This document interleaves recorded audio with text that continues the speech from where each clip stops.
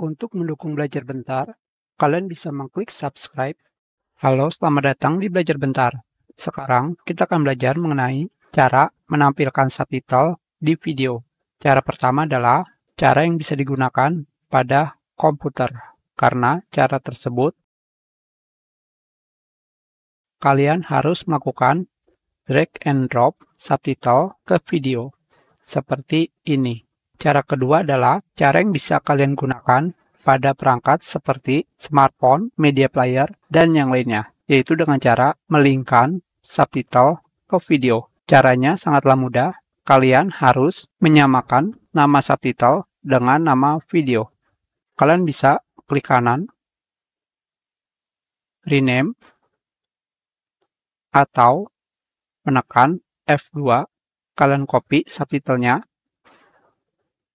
dan kalian rename kembali, kalian ganti nama pada subtitle. Seperti ini.